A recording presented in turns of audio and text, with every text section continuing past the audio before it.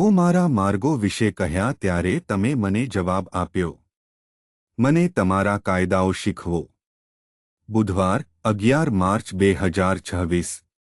આપણી આ સવારની ધ્યાન માટે મેં યશાયાની કિતાબમાંથી અધ્યાય 56 શ્લોક 5 પસંદ કર્યો છે. હું મારા ઘરમાં અને મારી ભીંતોમાં એક સ્મારક અને નામ આપીશ જે દીકરાઓ અને કન્યાઓ કરતાં વધુ સારું હશે. હું તેમને એવું શાશ્વત નામ આપીશ જે ક્યારેય કાપવામાં ન આવશે. સુપ્રભાત મિત્રો. યજુવાર હંમેશા નબળા અને અસહાય લોકો વિશે ચિંતા કરે છે. આપણે આ શ્લોક પર ધ્યાન કરીએ. આ સવારના ધ્યાનનું વિષય છે ભીંતોની અંદર. યશાયા પ્રથમ 40 અધ્યાયોમાં ઇઝરાયેલના લોકો, તેમના દુઃખ અને તેઓ જે પીડા સહન કરી રહ્યા હતા તે વિશે વાત કરે છે. ત્યારબાદ આપણે ઇઝરાયેલ માટે આશા જુએ છીએ, દેવના લોકો જે આશા, ભવિષ્ય અને આશીર્વાદિત અવસ્થા ધરાવશે. અને આ અધ્યાયમાં યશાયા વિદેશીઓ, નપુંસકો અને વિદેશીઓ માટે મુક્તિ વિશે વાત કરે છે.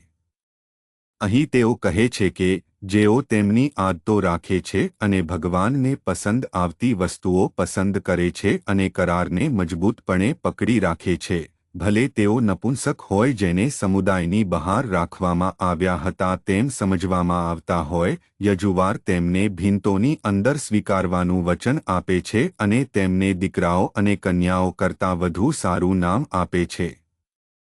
તો અહીં આપણે સમજવાનું છે કે તેઓ દેવ દ્વારા જ સમુદાયમાં આમંત્રિત કરવામાં આવ્યા છે, તેમના હોવાના કારણે નહીં, પણ તેમના દ્વારા યજુવારને, વિશ્રામ દિવસને સ્વીકારીને અને ભગવાનને પસંદ આવતા રીતે જીવવા દ્વારા.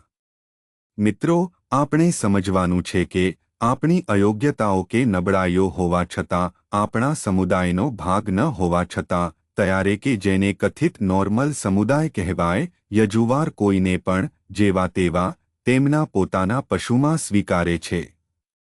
અને અહીં તેઓ કહે છે કે જેઓ કરાર રાખે છે તેમના માટે તેઓ તેમને એવું નામ આપશે જે લઈ શકાય નહીં.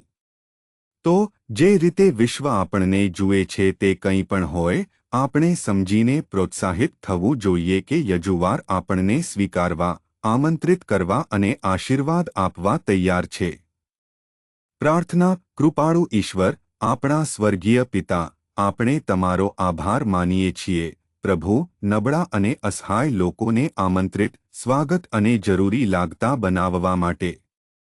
આભાર માનીએ, પ્રભુ. ખ્રિસ્તના નામે આપણે પ્રાર્થો છીએ. આમેન.